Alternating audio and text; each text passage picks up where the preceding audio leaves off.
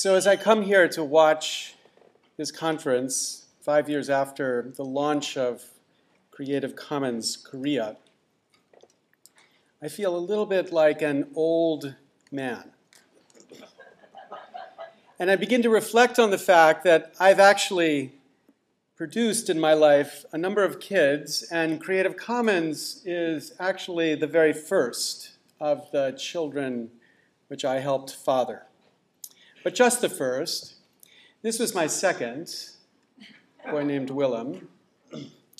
And the fact is that for the first 5 years of Creative Commons life and Willem's life, I shamelessly exploited Willem to support Creative Commons. I exploited him first by spending literally probably 2 years of his first 5 years on the road promoting Creative Commons, thus meaning I could only ever interact with him through my laptop computer as I did across the world as I traveled.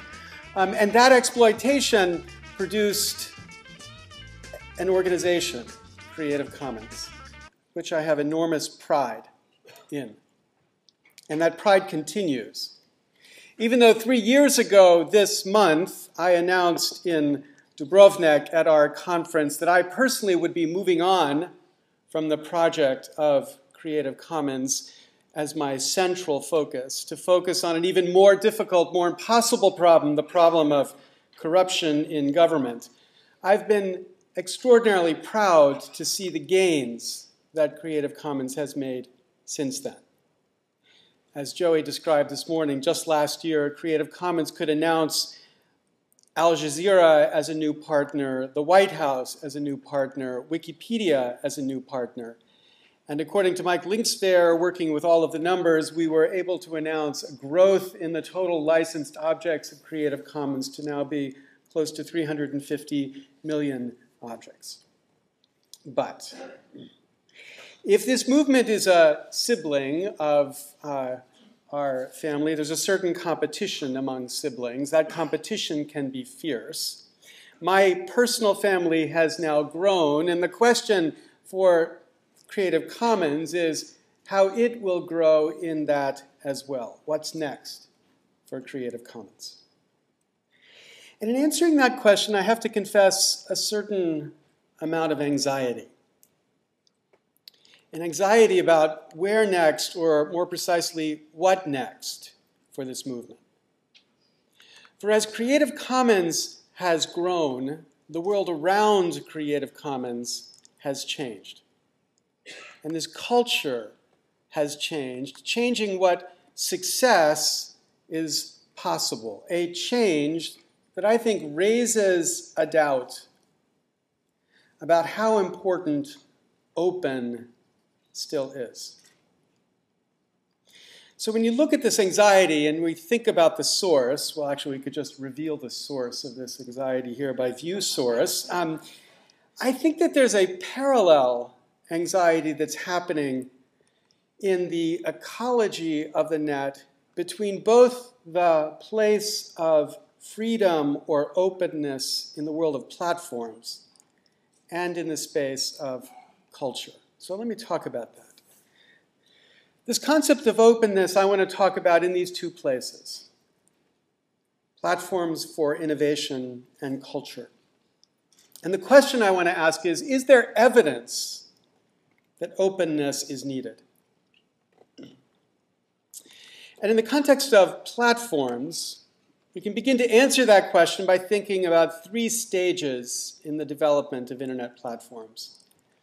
And by stages, I mean differences in the reality of how open those platforms were.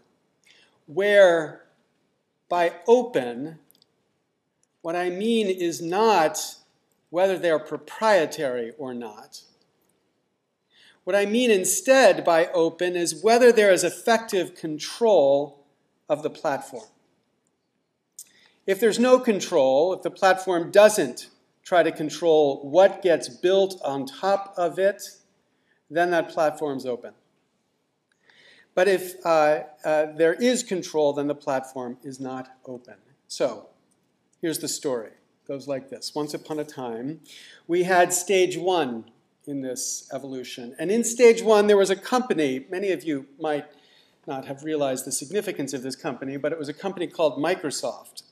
And many of you don't know this, but circa 1996, Microsoft was one of the sexiest companies in the world to work with. Hard to believe today, but that's what that company was in 1996. It had the greatest engineers, it had the greatest excitement, the greatest charge, because it was building a dominant platform, even though a proprietary platform, upon which most of the computing activity around the world was being built. Now, in the sense in which I describe the word open, that platform originally was open. There was no proven effort by that platform to control what stuff ran on top of it. If you wrote a program, it ran on the Windows operating system, if you followed the rules of the operating system. And nothing in the operating system, and certainly nothing in the license that gave you the right to run the operating system, gave Microsoft the right to control whether your program could run. The idea that when you wrote a program and ran it on your computer, Microsoft would be able to say, we don't like that program, remove it, was crazy. Nobody suggested that Microsoft had that power. But then things changed a bit. And the most dramatic statement of that change came in a federal lawsuit filed against Microsoft by the Department of Justice. And in that lawsuit, the claim was that Microsoft was exercising control over the platform to protect the platform against competition.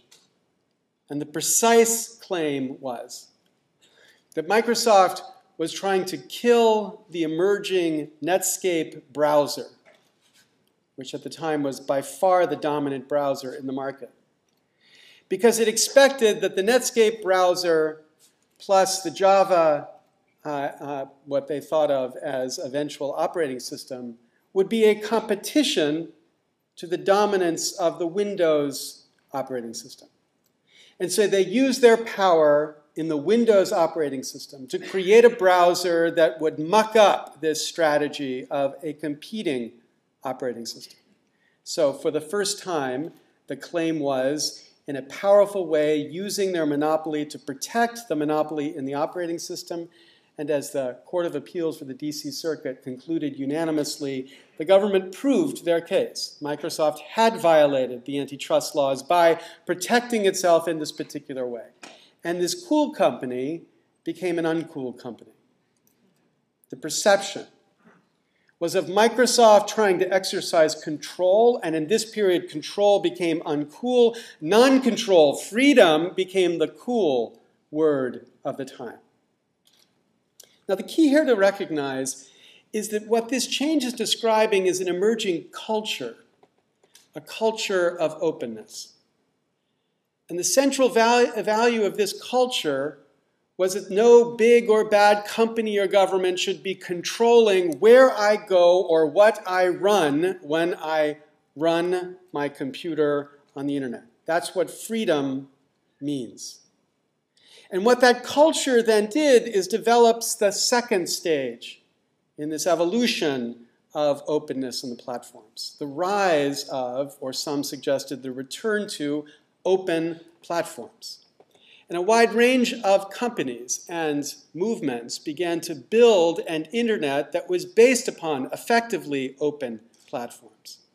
Some of these platforms you could not control legally because the platforms were non-proprietary free software platforms.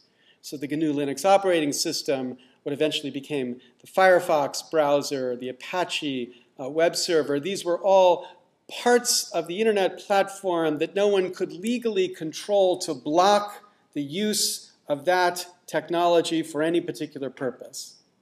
So platform at the code layer of the internet. And some of these emerging open platforms simply did not control what people did in a way that interfered with this basic value of openness. And I want to suggest Google at the content layer was that.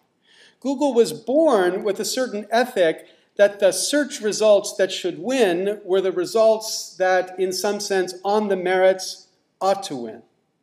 They were distinct in the search engine market by not selling to the highest bidder the top results on a search page, but instead returning searches quickly and directly that gave the user exactly what the user wanted and let the user get out as quickly as they wanted. And as many books recounting the development of Google described, that was because they believed in a certain ethic. And the ethic was, if you were coding to give you something that the choice of users wouldn't directly give you, that was uncool. Google reacted by building something cool. Give people simply what they want. That again was an ethic. And that ethic, plus the ethic of other companies in this space, produced lots of alternatives, lots of innovations. And it gave birth to what we can think of as internet innovation theory. I penned something about this in this book, The Future of Ideas, but the essence and the claim of internet innovation theory is that innovation on the internet was a function of its openness. Again, where open meant that no one would control the platform, that meant that no one developing for that platform need to fear that the platform would turn against it. Netscape had learned that it should fear the Windows operating system because it turned against Netscape, but openness in this context meant that no platform would turn against what you developed on top of it. It increased your trust then in the platform, and trust decreased risk, and decreased risks meant increased return to innovators and investors. And so the theory was, if the platform was controllable, there would be less innovation. If it was not controllable, there would be more innovation. But that gets us then to stage 3, where I think we are now. The emergence of these controllable and controlled platforms of innovation. Yet platforms that have produced an extraordinary range of innovation. So think about Facebook or Twitter or the emerging iPad. Each of these are platforms in the sense that people innovate and develop applications on top of them. But these platforms live by a different ethic, different set of rules. They give us what we want, great functionality, but we don't get freedom or a guarantee of openness in these platforms. Innovation is owned on top of these platforms. Even though the platform reserves the right to control that innovation, the puzzling thing for innovation theory is we see tons of innovation here. So for example, look at the Facebook platform. So terms of service of the Facebook platform. These are terms of service for innovators who are developing applications that run on top of this platform. Facebook has the right at any time in its sole discretion and immediately upon notice to terminate the foregoing licenses, any other license granted, and requires that you delete any Facebook properties and all materials containing any Facebook properties that are in your possession or control, and you will promptly comply with such a request. We reserve the right to charge a fee for using Facebook or any features at any time at our sole discretion. If we do charge a fee, you don't have an obligation to continue to use Facebook, but if you do, we'll specify how the fee gets calculated, the terms on which you'll be invoiced, and the charge, and the terms of payment. Now, the point I want you to think about is, imagine Microsoft in 1998 had these as the terms of service for the Windows operating system. Imagine Microsoft had said, at any time, we have the right to tell you, you can't run your program on our operating system. You, Netscape, can't run your browser on our operating system. Or if they had said, we have the right at any time to tell you how much it will cost you to run your program on our operating system. So if Netscape becomes popular, we're going to charge them $10 million to run their program on our operating system. If Microsoft had done that in 1998, people would have been outraged, astonished. And yet I doubt many of you even recognized that Facebook had these terms of service built into their platform today. Or think more famously about the iPhone platform. The iPhone, when Steve Jobs introduced it, was described this way. He said, we define everything that is on the phone. You don't want your phone to be like a PC. The last thing you want is to have it loaded 3 apps on your phone, and then you go to make a call and it doesn't work anymore.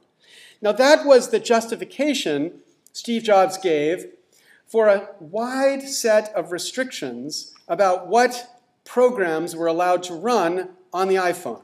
And all programs to run on the iPhone would have to pass through an application store that Apple would control. And to be able to submit programs to the application store, users or developers had to sign a developer's agreement.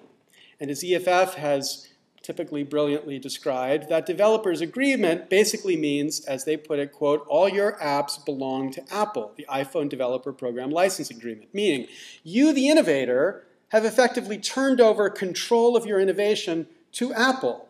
And so, as they've summarized the terms of this agreement, you, first of all, are not, as a developer, allowed to make public statements about the agreements. You can't even describe what's in the agreement.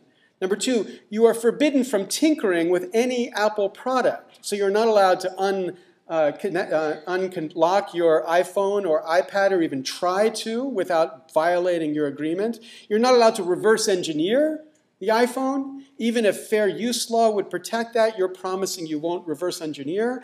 You will only sell your innovation through the App Store. So that means if you use Apple's suite of programs to develop an application, an iPhone and the App Store does not accept it, then you're not even allowed to use your program on a different platform. You have to throw it away. You've lost that innovation. Apple has the right to kill the application at any time, and indeed there's a suggestion that there is code built into your iPhone, so if Steve Jobs wants to turn off a program, they can flip a switch and the program disappears off people's iPhones even after they've installed it. And whatever Apple does, the most that they owe a developer is $50. So a developer could spend hundreds of thousands of dollars developing an iPhone application, deploy it on the iPhone. Steve Jobs pulls it off the iPhone. The most Apple owes the developer is $50. Now, my point is that this is a platform, like the Facebook platform, like the Twitter platform, that are controlled and controllable. And yet the puzzle is innovation flourishes. And that's leading to a need to adjust this innovation theory, because obviously the mere means to control don't seem to be enough to stifle innovation. And the open question, or the question about openness, is whether it will stifle innovation in the future. Indeed, if the means and the motive for stifling innovation develop, will innovation slow? So again, think about in the context of Apple and its iPhone and its new iPad. The iPad, of course, is somewhere between the phone and the PC, both in size and in applications. And once again, on the iPad, Apple has exercised control. Control has been exercised to say what applications get to run on the iPad. So even though the iPad looks like a small version of the PC, you're not allowed to load programs onto that PC except according to the terms that Apple has set. So what that means is important platforms like Flash are slowly being pushed into the graveyard as Apple decides Flash shall no longer exist.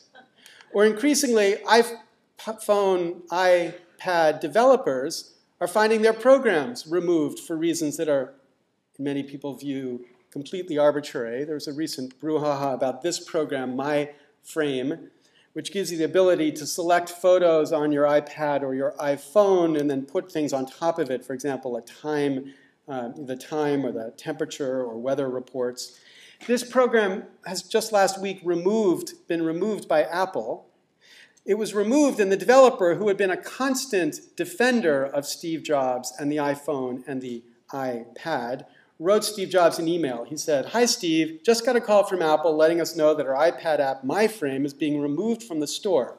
Apparently, Apple is cracking down on, quote, widgety type apps Our app is a beautiful photo frame with a few nice things you can put over your photo. It's not ugly or even widgety. I don't know what that word means, but what gives? I've always defended you guys in the past, but it seems like you've crossed an invisible line. Even the guys on the phone was saying how much he liked our application, but there's nothing he could do. Steve Jobs responded to this email. He responded, "We are not allowing apps that create their own desktops. Sorry, sent from my iPad." But look at the word, allowing?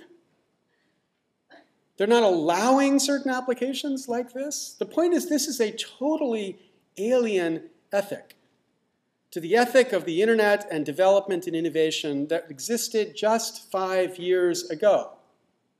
You might look at this and say, this is just Apple or this is Steve Jobs. And there's some support for that. I think, for example, about this episode around Gizmodo's review of the next version of the iPhone, which was supported by an iPhone that had been illegally given to someone who turned it over to Gizmodo. After this happened, Apple aggressively sought to recover the phone and enlisted local police support to bash down the door of the Gizmodo site to discover any evidence they could find about who actually turned over the phone, leading the greatest critic, social commentary critic in the United States, Jon Stewart, to provide this commentary. Apple, you guys were the rebels, man, the underdogs. People believed in you. But now, are you becoming the man? Remember back in 1984, you had those awesome ads about overthrowing Big Brother? On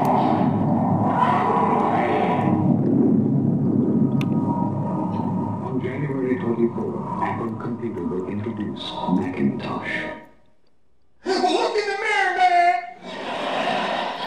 Or actually, just look into the screen of your iPad before you turn it on, because it is surprisingly reflective. It's really beautiful. It wasn't supposed to be this way. Microsoft was supposed to be the evil one. But now you guys are busting down doors in Palo Alto while Commandant Gates is ridding the world of mosquitoes. What is going on?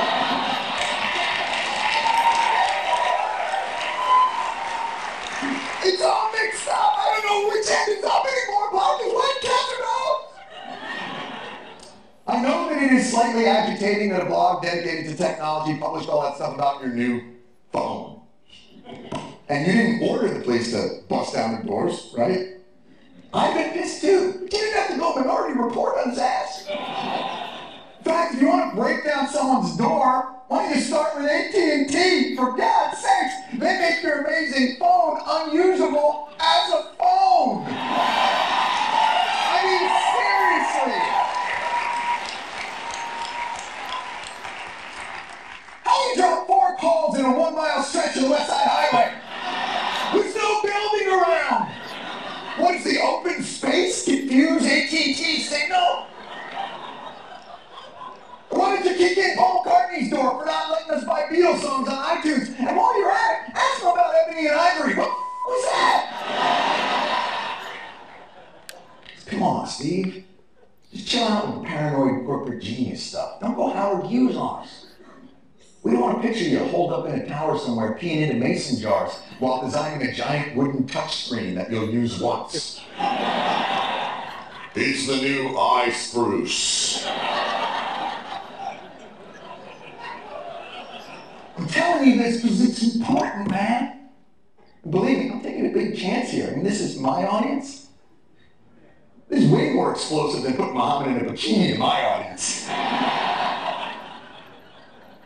So anyway, chill, babe.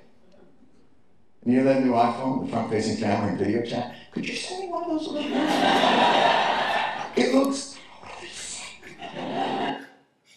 Okay, now Steve Jobs was asked about this incident when they made a decision to aggressively go after the blogger who had reported about this new iPhone.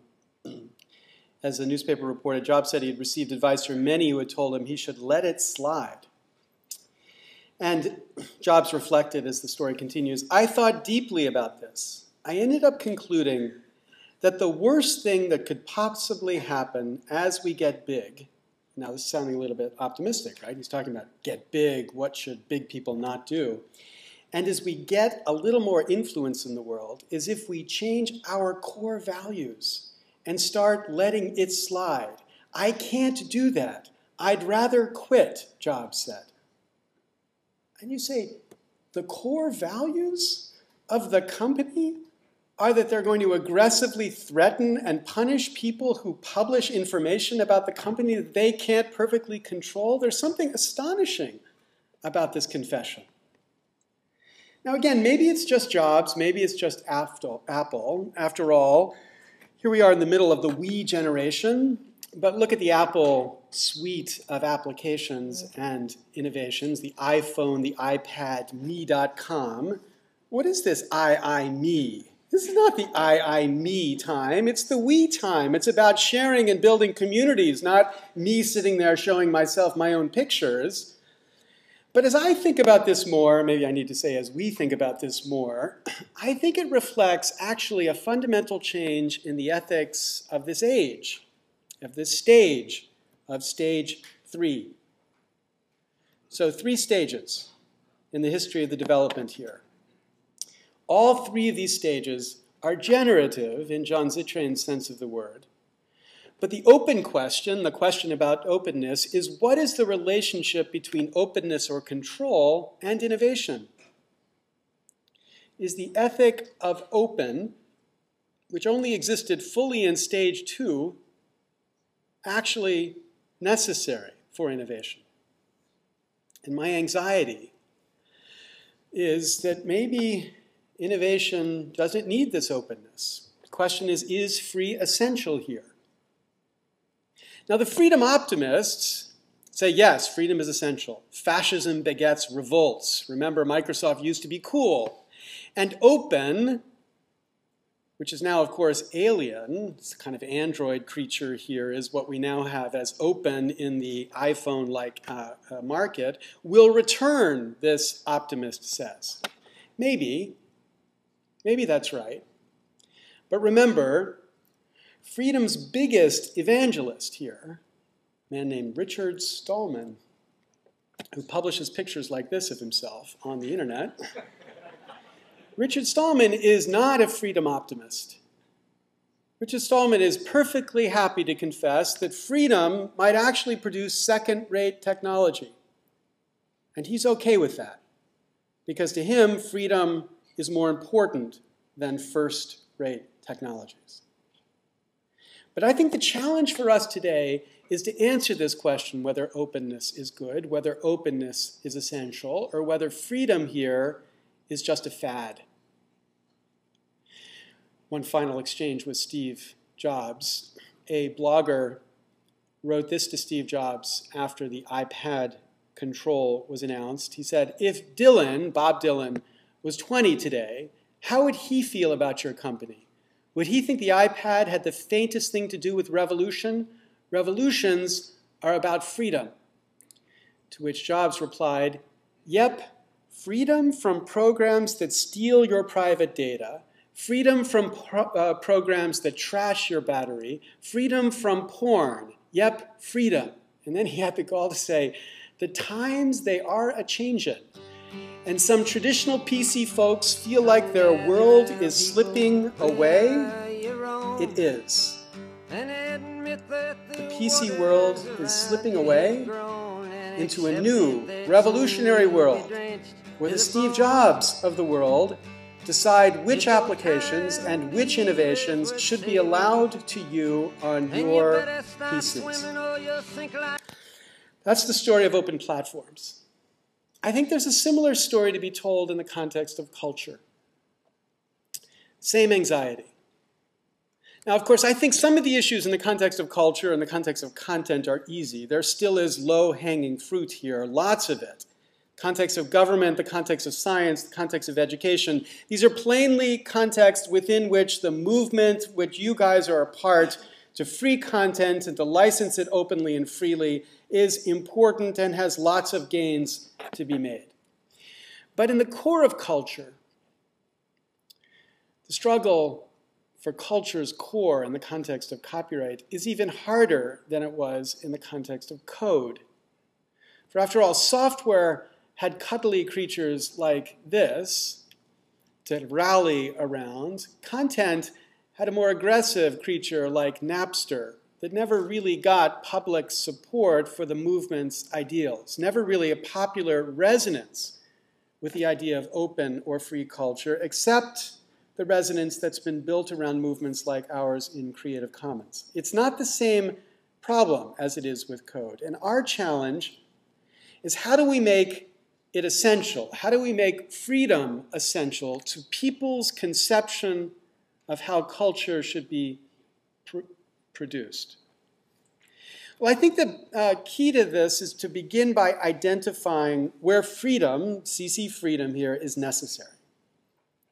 And we can see where CC freedom is necessary by looking at the economy of the creativity and the particular use of the content that is being made. So first think about these economies. Now, by economies, what I mean here is just practices of exchange. And I want to identify 3 practices of exchange. Some of these economies are economies where money is in the middle. Think of them as a commercial economy. This is what you do when you stand in a grocery store. You pay a certain amount of money to get a certain amount of bread. It's quid pro quo, this for that. And money in that type of economy is how we speak. But some economies don't have money in the middle of them. We could call them sharing economies. These are repeated exchanges that people have, but they don't have money mediating the exchange. So friendship among children, or friendship among adults, or friendship among lovers. These are all economies that exist, but they are economies that for these, money is not how we speak. Indeed, if you introduced money into those economies, you would radically change what they were about. Imagine one person said, "Do you want to have lunch next week?" And the other person said, "Sure, if you give me $50. Or if you drop money into the middle of this kind of relationship, what you do is instantly turn it into that type of relationship. The point is, these economies exist and survive without money. Indeed, they depend upon money not being a part of them. And then 3, there are some economies that have both a commercial and sharing component together. We can call these hybrid economies. Commercial economies that leverage a sharing economy, or sharing entities that leverage a commercial economy. So think about a bowling alley, where people get together with their friends to bowl. There's obviously commerce involved. You have to pay the bowling alley to be able to bowl. But the bowling is not about the bowling. The bowling is about the friendship and the relationships that you have at the bowling alley. Or think about a bar. A bar is where friends get together and they talk. Of course, there's money involved as you pay for the stuff you are consuming, but the bar is not just about money. Money is there, but it's not just money. This is a hybrid economy. Now, the point is, in the internet, we have seen all 3 of these economies. We've seen a commercial economy and a sharing economy. Commercial economies like Apple, Amazon, Netflix, and eBay. Sharing economies like Wikipedia, SETI at Home, OpSound. These 2 economies have existed, but we've also and importantly seen hybrid economies develop.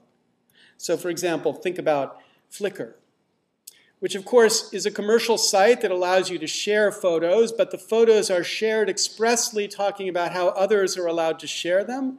This sharing then is at the core in the DNA of Flickr, but when Yahoo bought Flickr, it bought it because it expected to translate that sharing economy into profit for Yahoo. Or a site, Yelp, mainly right now in the United States, which allows you to rate sites and venues. Of course, what you're doing is sharing views. You're building communities around sharing these views, but the company, of course, hopes to make money out of that sharing. Or entities like Second Life, which encourage an enormous amount of energy by their community in building out these virtual communities.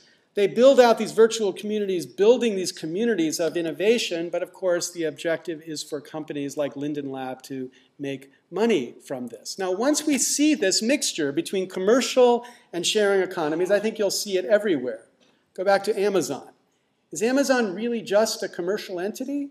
Of course, it sells books, But it sells books in the particular way in which it does by building upon a community who shares reviews and ratings about the products that are being sold. It depends upon that community to make more money.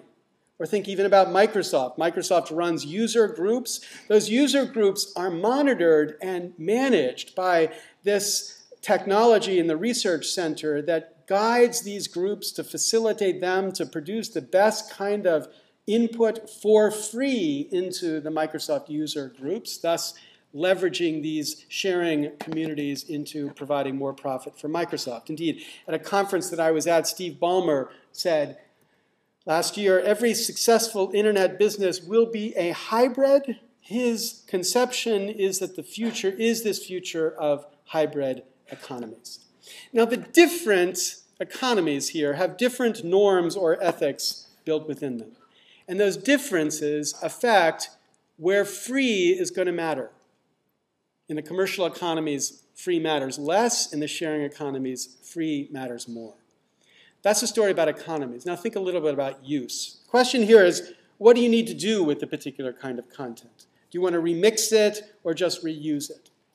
And I've tried to characterize this distinction using computer terminology of read-only and read-write. Read-only content is content you merely intend to consume. Read-write is content you intend to consume and then remix or do something with and share with others.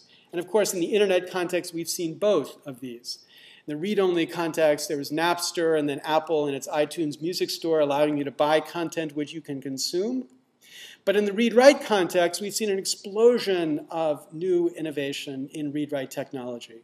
First, in the context of individual creators, artists like Girl Talk, who can be remixing hundreds of different songs in a particular context of innovation, or communities that are increasingly developing a kind of call and response to their creativity, most directly described or manifested in contexts like YouTube. So think, for example, about this. Here's a YouTube video that I found. Soldier Boy, tell. Hey, I got this new dance for y'all called the Soldier Boy. You gotta punch, then crank back 3 times from left to right. Soldier Boy, I'm in it. Oh. That video then inspired this video. Soldier Boy, tell. Hey, I got this new dance for y'all called the Soldier Boy. You just gotta punch, then crank back 3 times from left to right. And then that inspired this video. Soldier Boy, tell me. Hey, I got the new dance for y'all called the Soldier Boy. You just gotta punch, then crank back 3 times from left to right. Here's another more recent example. This song is a Brad Pack remix. Bring the lights down a bit so we can see this. This song, the lights down. So sentimental, not sentimental, no romantic, not disgusting, yes, darling, I'm down and lonely, when we're the fortunate only, I've been looking for something else, chocolate, let's go slowly, discouraged, distant from other interests, on your favorite weekend, this love for gentlemen only, that's with a fortunate only, no, I gotta be someone. This one's Brooklyn.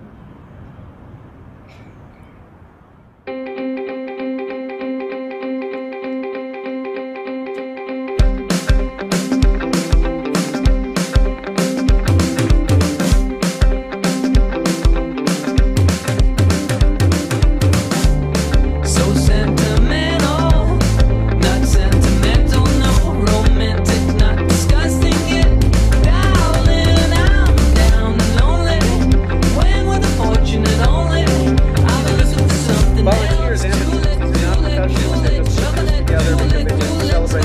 slowly discouraged, distant from other interests, on your favorite weekend, And California thought that anything that Brooklyn can do, it could do better.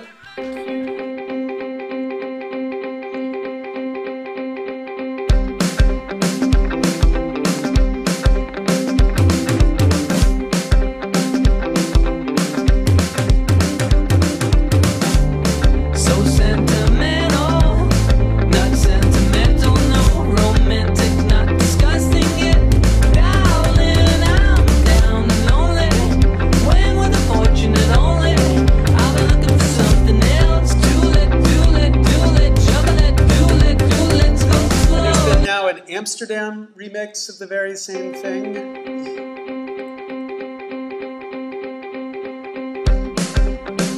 And there's been a Winnipeg remix of the very same thing.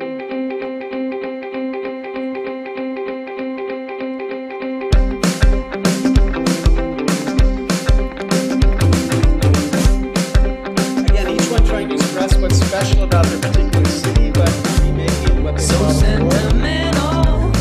There's even been a Camille Saint-Saëns remix of the very same Brooklyn one, so listen to this classical music.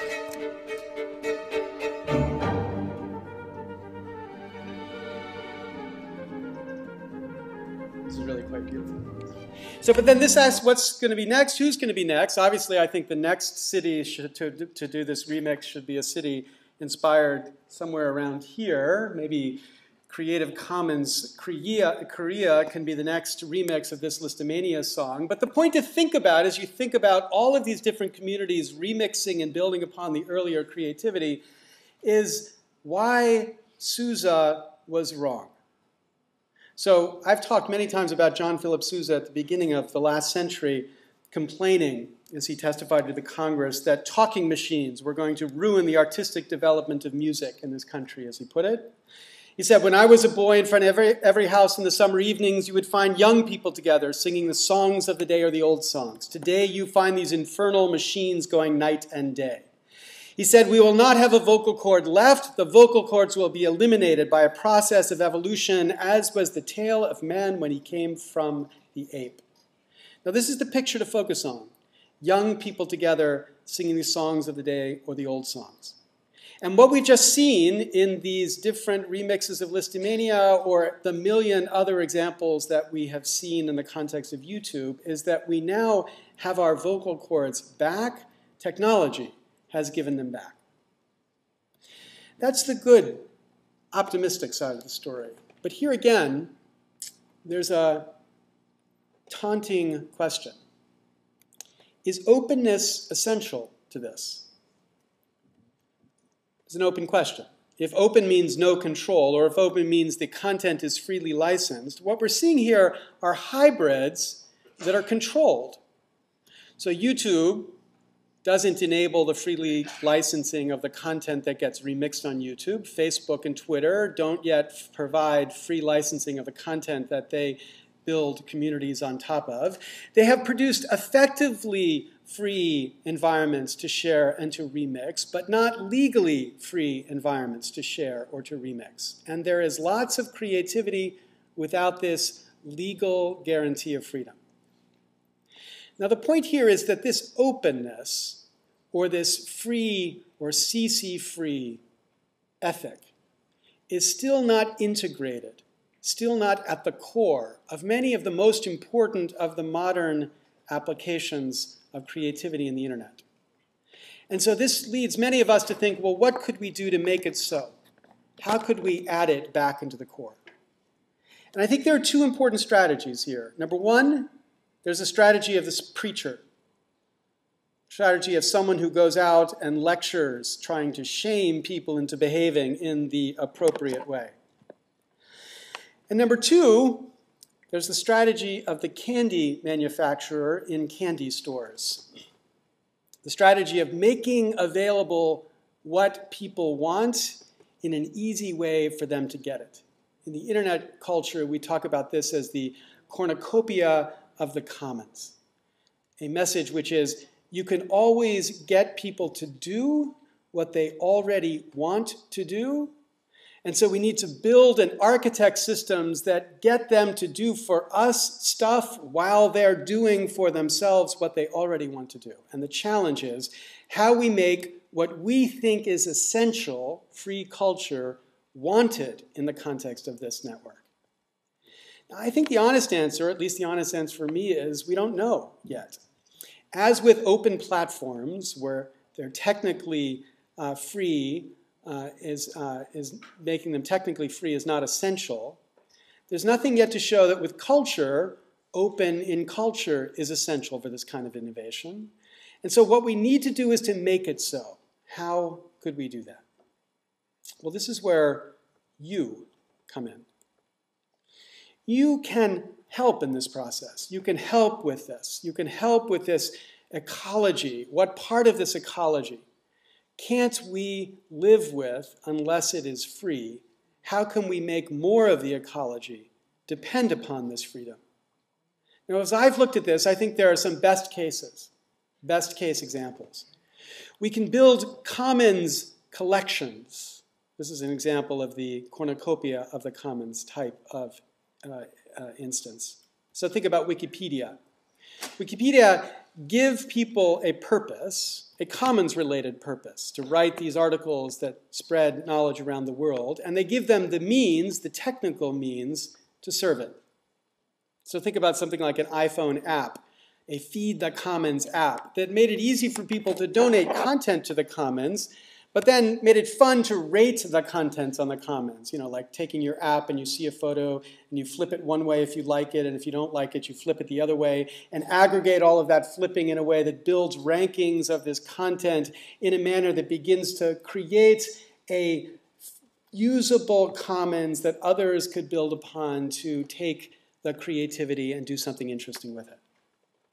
Or the second solution is to make hybrids more political. This is the preacher solution. So hybrids, again, these sharing economies that have commercial entities leveraging them, they have an implicit social contract. That contract says, here's what's fair. And the communities and the commercial entities thrive so long as the fairness continues. But what we need here is activists to resist what we should think of as sharecropping economies, where the creators or the recreators do all the work, but the man owns all the rights. We need to resist that kind of hybrid. We need to insist on the rights of the remix creator, so that the creator becomes our ally in building a world where their control over their creativity is an essential part of how hybrids develop. And this is just two ideas to make free essential, but what we need is more of these ideas, thinking strategically about how we make what we are building and creating an essential part of the internet future. And that's the place for you. Let me just say one final reflection from me.